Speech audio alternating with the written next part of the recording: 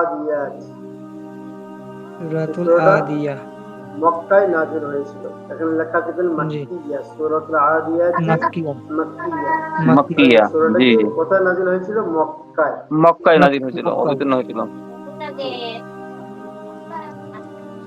দেখবেন এখানেও কয়েকটা কায়দা রয়েছে, খুব সিম্পল কায়দা, সেরকম ইম্পর্টেন্ট নয়। দেখবেন জি। পার উপরে কি আছে? সাকিন আছে, পায়ের উপরে সাকিন সাকিন আছে। আছে। আপনারা সাকিন আছে। পড়েছেন কলকলার হরফ পাঁচটি: কফ, ত, বা, তো বা সিন জিম আর দাল। ডাল। পাঁচটি হলো জি। কলকলার হরফ। আব্দুল ওদুদ ভাই শুনছেন? বলো তো। জি। হ্যাঁ বলেন। পাঁচটা হলো কলকলার হরফ। কলকলার কায়দা হলো হুম। এই পাঁচটা হরফের উপরে যখন সাকিন বা জসম আসবে, সাকিন আর জসম দুটোই একই, ঠিক আছে? সাকিন যাকে বলে, জি। জজমও তাকে বলে।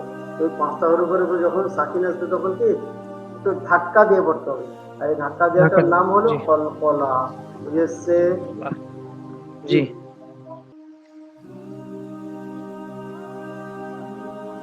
ওখানে দেখবেন আরেকটা কায়দা বলি এখন। অনেকে দব হান পড়েছেন, অনেকে পড়েছেন দব হা।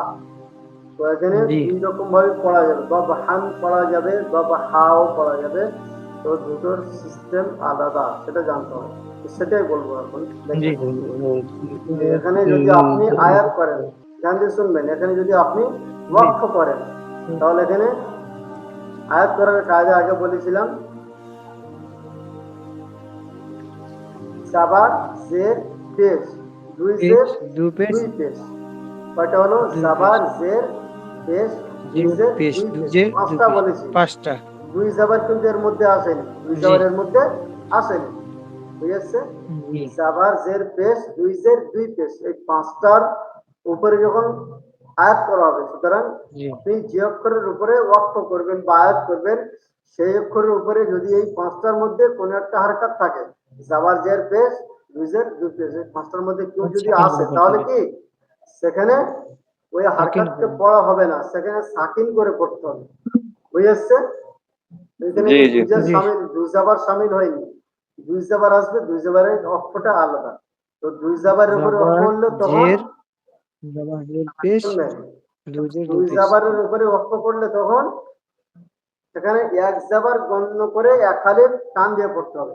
মানে দুই জাবারের মধ্যে এক জাবার বাদ যাবে, এক জাবার পড়া হবে, এক জাবার পড়তে হবে এবং এক জি। হালিফ টান দিতে হবে। যেমন এই দেখবেন, হা আলিফ দুই জাবার হান আছে, দেখতে পাচ্ছেন হায়ের উপর কি আছে? দুই জি। জাবার আছে। তো এখানে আপনি আয়াত করলে জি। তাহলে এক জাবার বাদ দিয়ে এক জাবার পড়তে হবে এবং জি। এক আলিফ টান দিতে হবে। উচ্চারণটা কেমন হবে? জি। বাদহা, বাদহা, দবহা। বাদহা, দবহা। দবহা। দবহা। বাদহা। বুঝেছে? জি। জি জি জি। জি। তারপরে যেটা বলেছিলাম, জাবাদের পেশ, দুইজের দুই পেশ, দেখবেন এই লাকা নু দু, এখানে কি এসছে? ডালের উপরে দু পেশ এসছে। তো আপনি দু যদি পেজ পেজ। এখানে এসছে। লক্ষ্য করেন, জি। তো এখানে দু পদ্ম। পেশকে পড়া হবে না, দু পেশকে বাদ দিয়ে জি। কি করতে হবে? সাকিন করে পড়তে হবে। লাকা তাকিন সাকিন করে নুন করে দিয়ে পড়তে পড়তে হবে। হবে। পড়তে হবে। কেমন পড়তে হবে? লাকা লাকানুদ। নুন দিয়ে ধাক্কা পড়া পড়তে দিয়ে। হবে। হবে। জি। জি। লিরব্বিহি লাকানুদ। তারপরে দেখবেন লাসাবিদ। এখানে মাফিস সুদুরি আছে, 10 নম্বর আয়াতে দেখবেন মাফিস সুদুরি, রয়ের নিচে কি আছে? জি। জের আছে। উরি। জের। জের আছে জি নিচে, আছে। হ্যাঁ। তো জি আছে। এখানে আপনি ওয়াক করলে, আয়াত করলে, এই রয়ের নিচে জের কে সামনে পড়া গেলে হবে না, ওকে সাকিন সাকিন করে বলতে পড়তে হবে। হবে, সুদূর জি। পড়তে হবে। বুঝেছে? জি। সদূর। জি সুদূর। হুম। 9 নম্বর আয়াত এখানে দেখবেন। ওয়াক করবো সামনে। জি। তাহলে আয়াত করার কায়দা বুঝে এসছে। জি জি। জি। আরো একটা বাকি আছে, যদি আপনি গোল তার উপরে আয়াত করেন, যদি আপনি গোল তার উপরে গোলতা। আয়াত করেন, সেখানে কি গোল তাকে আর তা পড়া হবে না। আয়াত করলে জি। গোল তা তখন হা সাকিন হয়ে যাবে, গোল তা কি হয়ে যাবে? জি। হা সাকিন হয়ে যাবে। হাত হ্যাঁ সাকিন সাকিন। হয়ে যাবে। গোল তাকে তখন হা সাকিন করতে হবে, সেটার পরের সুরতে আসবে জি। তখন বলে দেওয়া হবে। এখনকার কায়দা হচ্ছে কি, জি। দেখবেন এই আপনি যদি এই জায়গাটা আয়াত না করে যদি দুটো আয়াতে মিলিয়ে পড়েন, বা হান যদি আপনি পড়েন মিলিয়ে, যোগ না আসলে যদি আপনি মিলিয়ে পড়েন, তাহলে কেমন পড়তে হবে? জি ওয়াল-আদিয়াতি দবহা ফাল-মুরিয়াতি। বুঝেছে? তাহলে জি এখানে দুজাবার জি এসে দুজাবারকে কি বলে? তানবিন বলে। তানবিন তানবিন বলে, দুজাবারকে বলে। তানবিনকে তানবিন তাড়াতাড়ি পড়তে বলে। হবে। তানবিনের পরে জি এখানে আয়াত করলামই না, তাহলে কি এসছে? ফা জি এসেছে। তানবিনের পরে কি এসেছে? জি ফা এসেছে। পাইছি। তাহলে তানবিনকে কি করে পড়তে হবে? তানবিনের আওয়াজকে ইকফা নাকের মধ্যে গোপন করে একালে নাকি গুন্না সহ পড়তে গুন্না টান হবে। করে দিয়ে পড়তে হবে। গুন্না সহ পড়তে হবে। একে কি বলে? ইকফা গুন্না। কি বলে? ইকফা ইকফা গুন্না। ইকফা ইকফা বা আপনি ইকফায়ে হাকিকি বলতে পারেন। ইকফায়ে হাকিকি। হাকিকি। জি জি, বুঝেছে? তো জি এই ইকফা যতগুলো দেখবেন ব্লু কালার আছে, যতগুলো আয়াতে দেখবেন ব্লু উল্টো কালার করে আছে, সবগুলো ইকফা কায়দা হবে। সবগুলো কি? ইকফার কায়দা হবে। ইকফার ইকফার কায়দা কায়দা। এখানে আছে। আর যতগুলো লাল আছে ততগুলো সব কলকলা হবে। কলকলা। যত লাল জি আছে সব কলকলা হবে, আর যত ব্লু আছে কলকলা সব কি হবে? ইকফা। ইকফা হবে। যত জি গ্রিন আছে সব দেখবেন ইদগাম হবে। ইদগামে নাকিস বা চাপাবি ইদগামে বেগুন্না বা বা গণ্য হবে। বা গুন্না যে যত যে গ্রিন বাগুনা কালার আছে তত কি সব ইদগামে বা গণ্য হবে। আপনি বা এখানে দেখতে গুন্না পাচ্ছেন লাকা নু দু, যদি আপনি এখানে আয়াত না করেন তাহলে কি হবে? লাকা নু দু ওয়া ইন্নাহু। লাকানুদু ওয়া ইন্নাহু যে যদি আপনি এর সঙ্গে মিলিয়ে পড়েন তাহলে তাহলে পরে কি দুফেজ এসছে, দুফেজকে তানবিন বলে। দুফেজকে কি বলে? জি তানবিন বলে। তানবিন এই বলে। তানবিনের পরে ইদগামে বাগনের হরফ ও এসেছে। কি এসেছে? তানবিনে বাগন। ওয়াও ওয়াও এসছে তানবিনের পরে ইদগামে বাগনের হরফ ও এসেছে। ওয়া সুতরাং এসছে এখানে কি করতে হবে? এই তানবিনকে ওয়াওর সঙ্গে মিলিয়ে একালে গুণনা করে পড়তে হবে।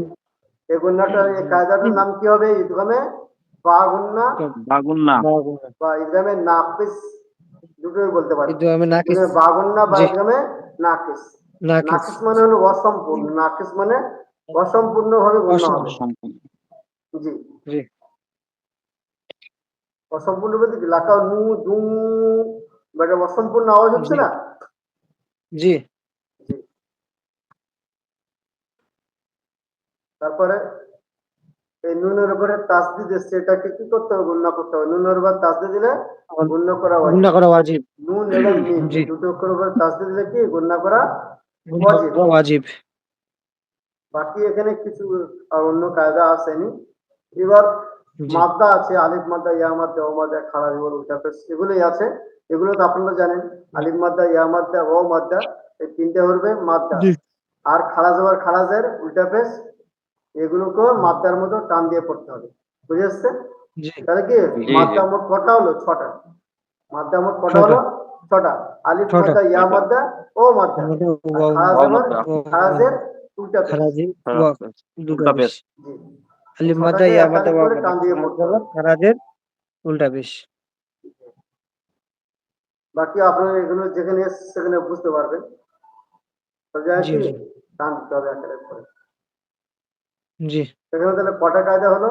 একটা হলো কলকলার কায়দা, একটা ইকফার কায়দা, একটা কলকার আর একটা হলো বেগুন্নার কায়দা। ইদগামে বা একটা গন্নার বাগুনা কায়দা, কায়দা বা গুন্নার কায়দা। জি আর ওয়াজিব গন্না, আর একটা হলো নুন নম্বর তাসদিদ। ওয়াজিব গুন্না চারটা কায়দা এই চারটা কায়দা এসছে।